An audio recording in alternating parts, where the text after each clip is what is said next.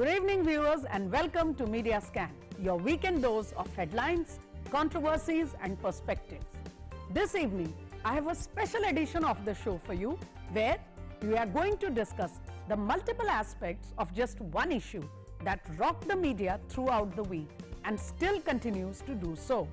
And for this, I have a very special guest who will give us an in-depth understanding into what's going on. But first, what made news?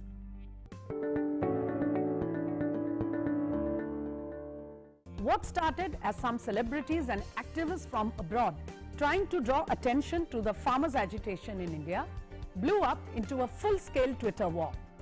Indian stars also from cinema, music, cricket, athletics, etc. all came out in support of the country and ticked off the foreigners for their uninformed and unwarranted comments. The Ministry of External Affairs also came out with a terse statement, but what happened soon after was even more bizarre. An inadvertent tweet by environment activist Greta Thunberg unraveled a sinister plot of defaming India. People who are openly asking for breaking India have been found to be behind the moves. We haven't seen the last of it yet. FM Nirmala Sitharaman has got the thumbs up from experts and common people alike for her bold six-pillar budget this week, despite such challenging circumstances. Economists see it as a growth-oriented budget which can kickstart the economy reset, as Ms. Sitharaman had herself said. The markets haven't had such a bull run as this week for at least 3 decades. India's COVID vaccination drive, the largest in the world, has also now become the fastest. We are the fastest country to reach the 4 million vaccinations milestone. The initial hesitation towards the vaccine among health and frontline workers was clearly very short-lived. India is now geared up to roll out the all-important second phase. The violence at Chauri Chaura near Gorakhpur in Uttar Pradesh, which had prompted Mahatma Gandhi to call off the countrywide non-cooperation movement against the British Raj, is the strongest evidence of the Mahatma's unrelenting commitment towards ahimsa. Prime Minister Narendra Modi led the country in observing the centenary of Chauri Chaura this week. PM Modi underlined the significance of the collective united effort in making India a world power as envisaged by the Mahatma. Tamil Nadu, which is going to poll soon, saw some interesting developments as V.K. Shashikala, close aide of the late Jayalalitha, was released from prison earlier this week. She was serving a sentence in a disproportionate assets case. Her release just before assembly elections has given a boost to her supporters. Tea and washers feel this could create complications for the EPS camp, as it could lead to division among Anna DMK voters. Interesting days ahead, no doubt.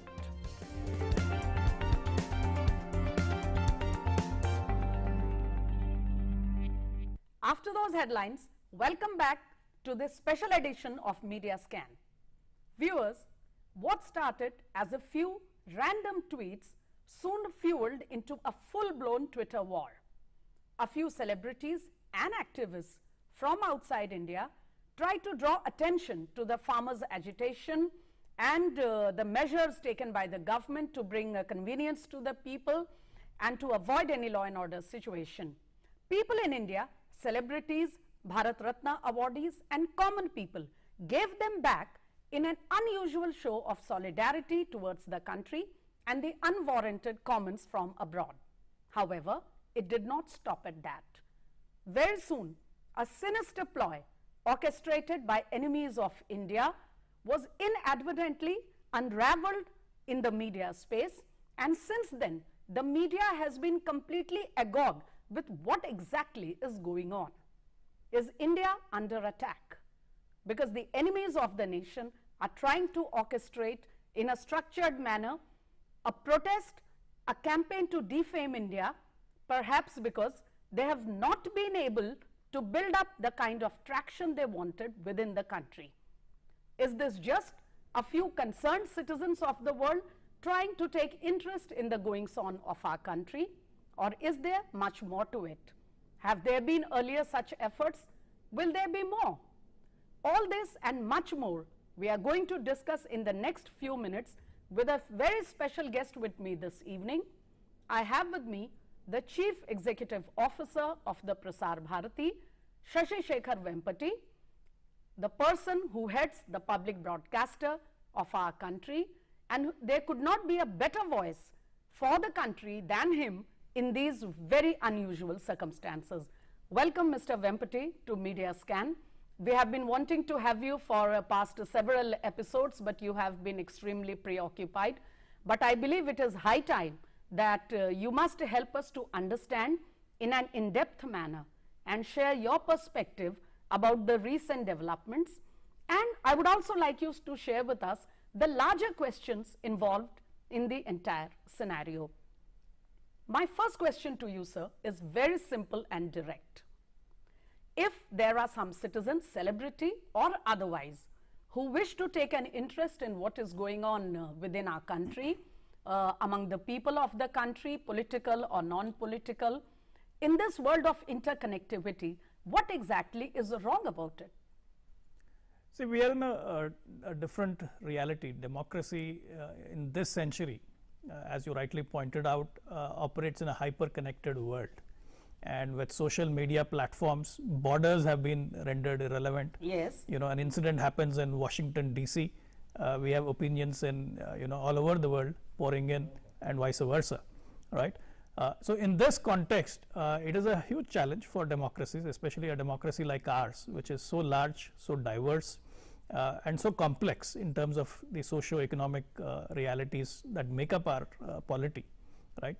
So it's a big challenge in how to, cope with these platforms, cope with this technology, while continuing to uphold our democratic values, our constitutional values.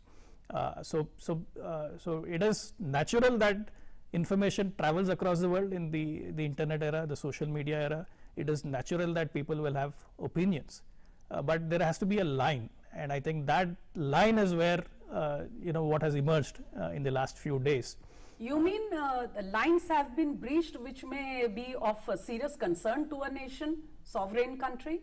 Absolutely. And what do you think those lines, where do they lie? So let me give you the example. Yes. On I think this was the 30th of January, the Saturday, when I noticed on Twitter, on my timeline, all of a sudden a trend popped up saying that a genocide is being planned. Yes. Now at that point in time, it looked very odd that such a trend should be picking up, and then I looked at the various handles that were promoting it, and I brought it to the notice of Twitter and Twitter India, that this kind of a trend cannot be officially allowed, and they need to identify the handles and take appropriate action.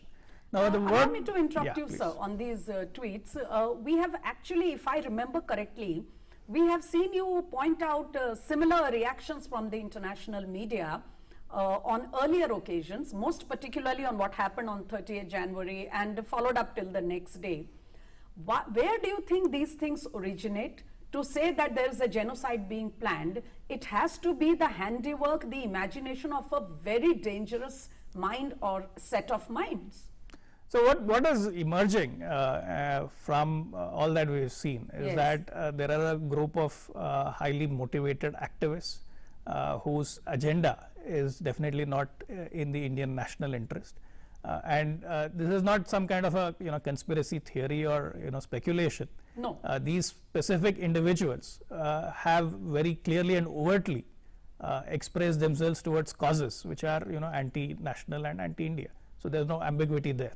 So the question arises, why do you think they want to gain so much international traction? Is it because they have failed time and again to get similar traction from within the country with a clear political aim in mind, a clear political goal that they have? See, one has to look at a bigger perspective here with what has been happening. If you look at the global scenario, yes, right, we are at a point where the entire world has gone through a very tough period due to the pandemic, and India is now standing out as a bright spot.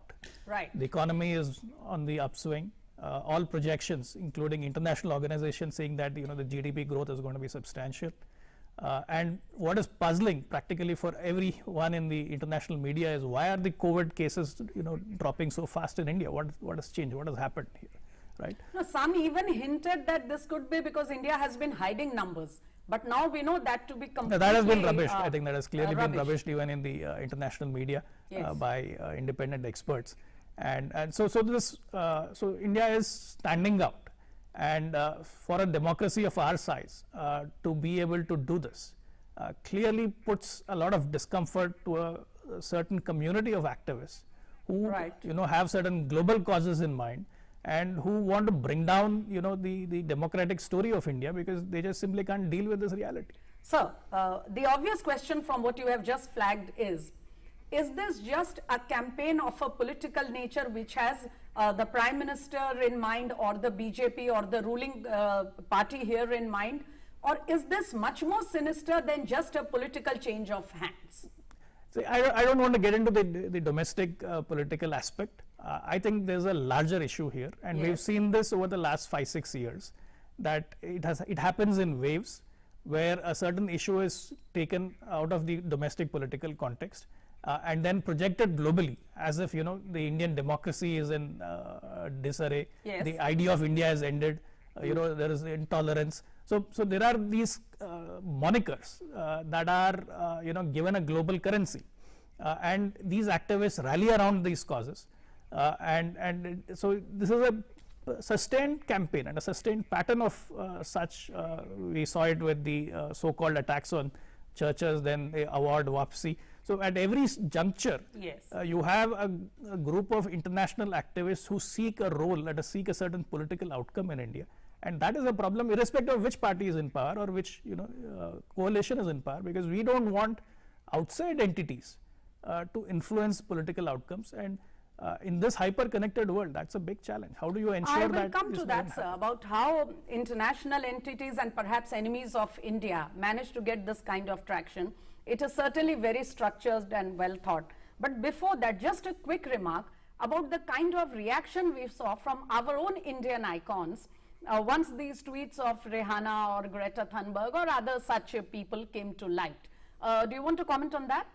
No, I think it's a natural reaction. I think Yes. we should not look at it as celebrities reacting. I think it is Indians reacting. I would have reacted. Any right-thinking Indian would have reacted that. These are matters which have to be settled within the Indian democratic system. We have fairly strong institutions. We have an independent judiciary. We have independent institutions such as the Human Rights Commission and so on. So there are enough avenues, and our political process provides enough scope for debate, for resolving these contentious issues. We don't need outsiders to tell us how to resolve these things. Right, sir.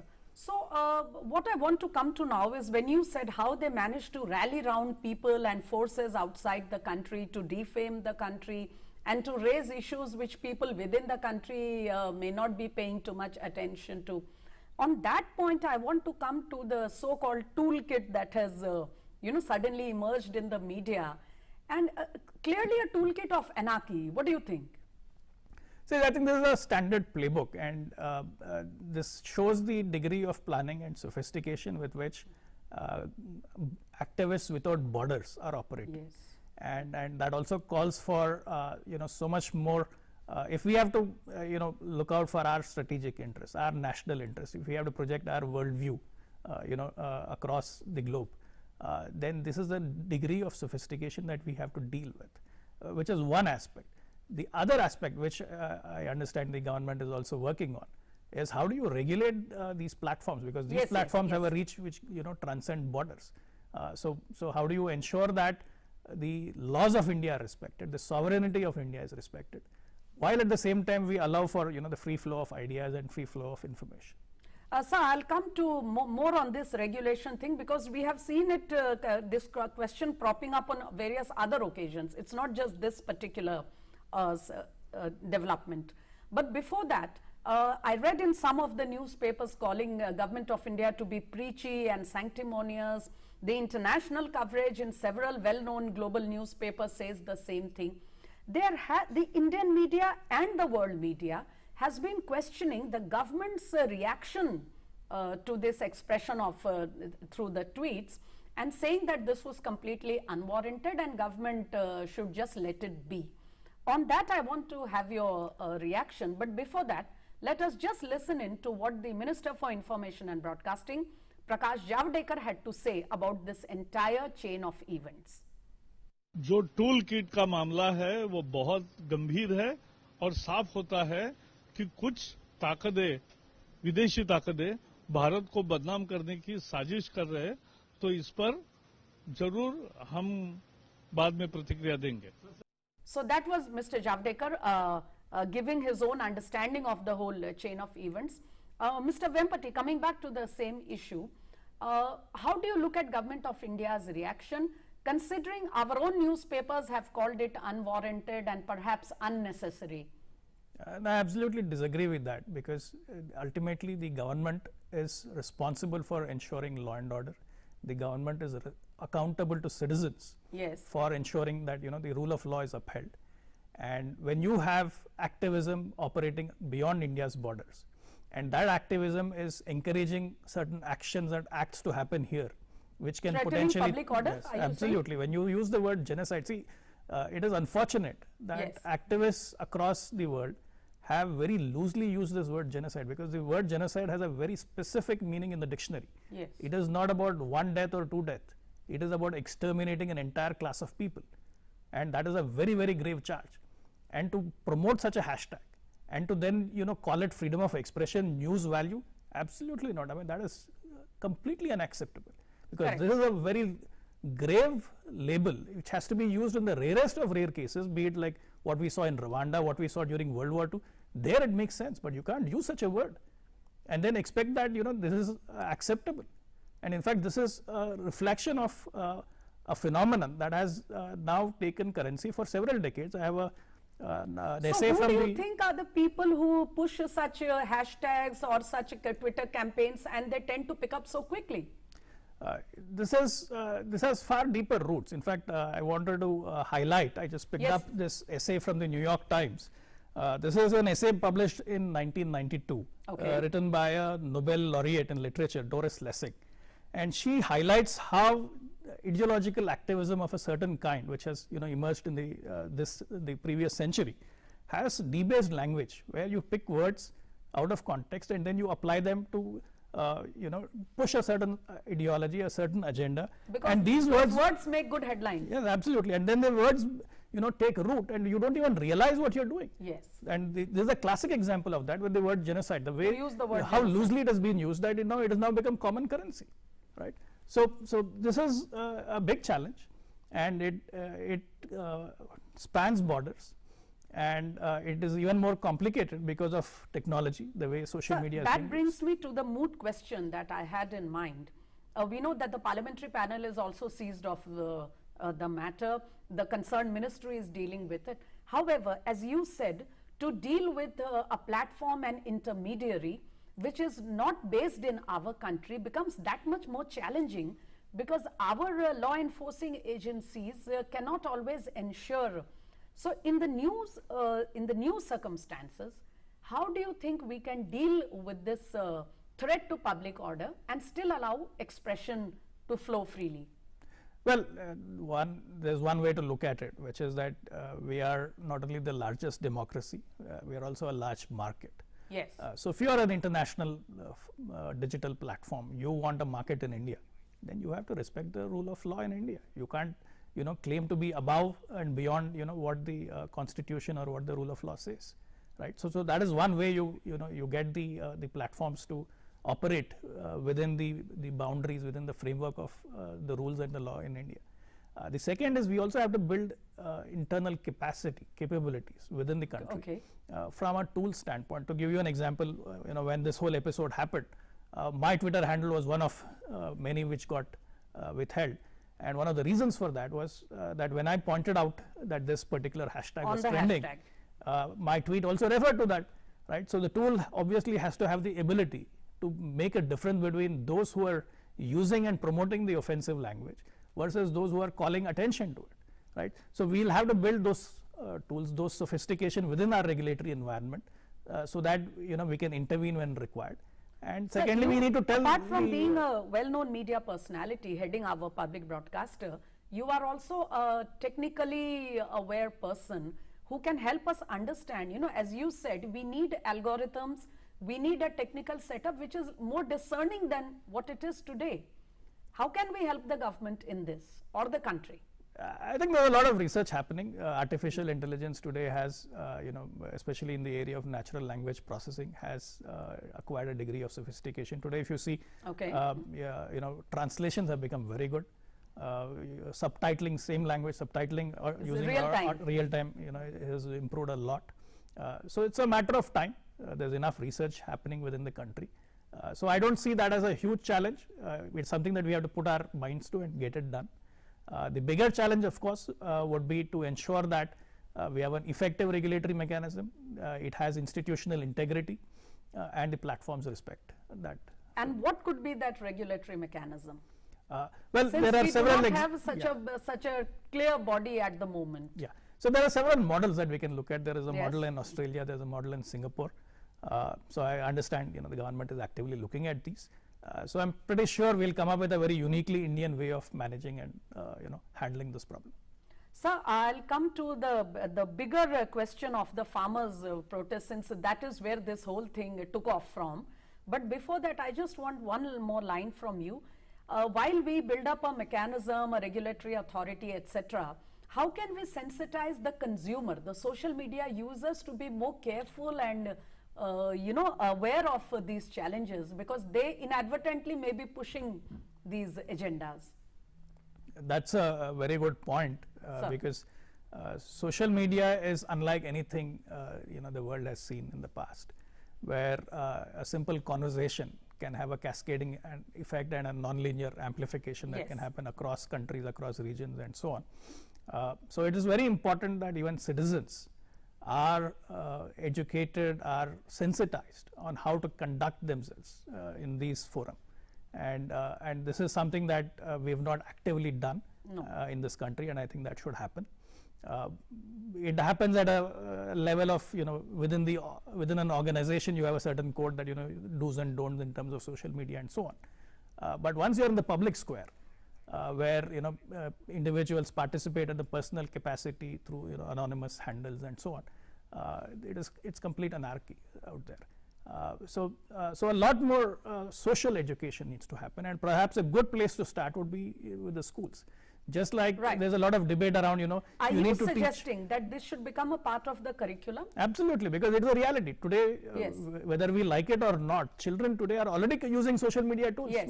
perhaps without even the knowledge and understanding of the parents. Of the Right. guardians. So I think it is very important that we have to address this right there. That you know, this kind of conduct has consequences, and those consequences are not immediately apparent. But ultimately, when national sovereignty is threatened, nobody else is going to come and protect you. These activists are not going to come and protect you. You have to True. fend for yourself. Very well put, sir. I think one of these weekends, perhaps we will come back on this topic of sensitizing the population as we do as our law enforcing agencies take care of the legal aspects. But meanwhile, I want to come to a basic question from where this entire controversy took off, the issue of the farm laws. We have seen in the papers through the week, many countries, particularly the US, commenting on the laws and whether they are useful for the country, and also trying to tangent it with the internet shutdown. My question to Mr. Vempate is, sir, we do comment on, rather the government of India does make its feelings and comments, remarks on what happens in other countries. Now the US has done the same on the farm laws. What I want to know here is, how can we say that a country or a government, in what manner should it comment or not comment? Where does this leave our position as a globally responsible country? But before that, let us just listen in to Agriculture Minister Narendra Singh Tomar on what he said on the floor of Parliament on these laws. Bharat सरकार नरेंद्र मोदी जी का नेतृत्व पूरी तरह किसानों के प्रति प्रतिबद्ध है, किसानों के प्रति समर्पित है। किसान आंदोलन के लिए हम लोगों ने लगातार उनको सम्मान देने की कोशिश की है, 12 बार ससम्मान बुलाकर बातचीत की है। एक शब्द भी हमने उनके बारे में इधर उधर नहीं बोला, संवेदनशीलता के साथ विचार किया है। लेकिन हमने ये जरूर कहा है कि आप प्रावधान में कहां गलती है, विनम्रता पूर्वक हमारा ध्यान आकर्षित करिए। हमने जो उनकी भावना के अंतर्गत जिन बिंदुओं को चिन्हित किया जा सकता था, उनको भी चिन्हित करके बताया कि हमको आपकी लगती है कि आपको यह शंका है कि एपीएमसी खत्म हो जाएगी, तो हम इस पर विचार करते हैं। एपीएमसी खत्म नहीं होगी।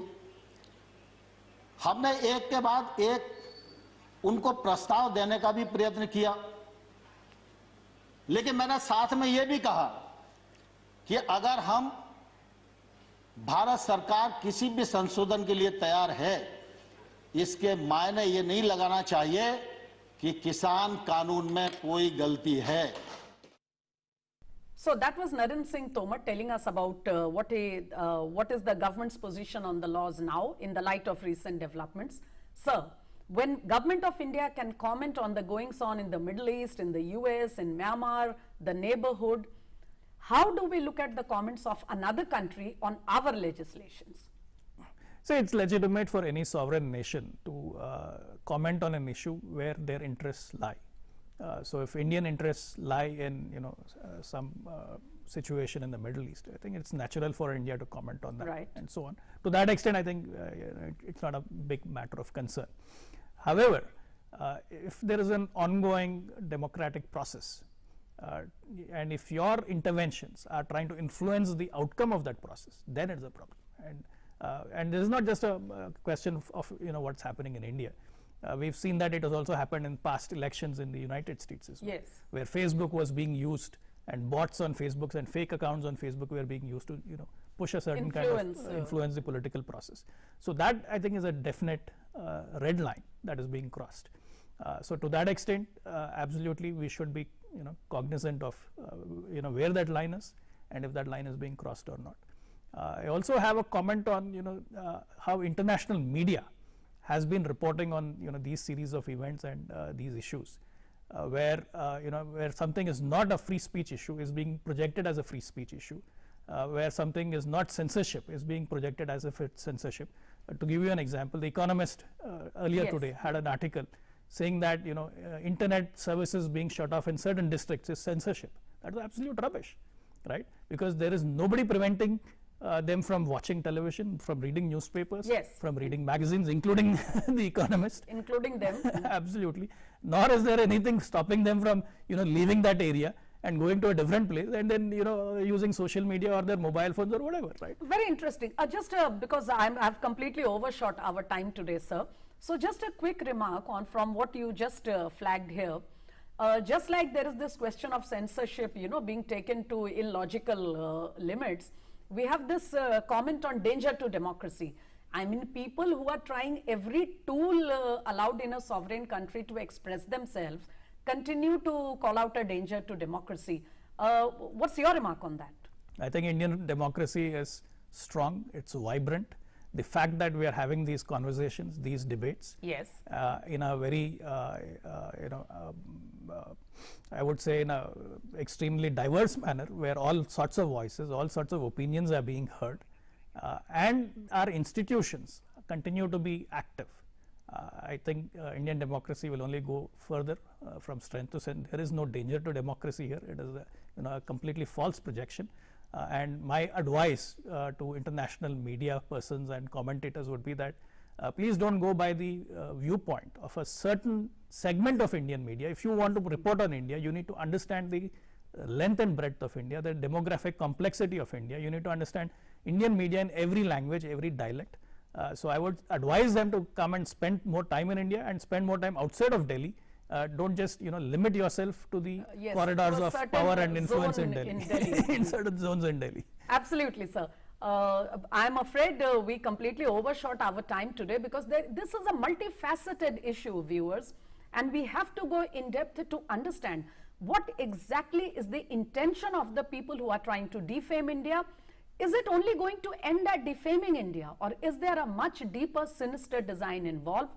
And how can common citizens who are today all consumers of the social media be sensitized especially the youngsters of the country, so that they do not make this sinister plots a success. On that note, I am afraid I have to wind up this interesting conversation today, but perhaps one of these weekends we will come back to it and try to have a larger and a forward-looking discussion on the whole issue. On that note, let me thank my guest today profusely, CEO Prasar Bharati, Mr. Shashi Shekhar Vempati. Thank you, sir, for finding the time to come in and explaining the issues to us. Thank you. Very happy to be here. With that note, viewers, it's good night from me. Keep watching DD India.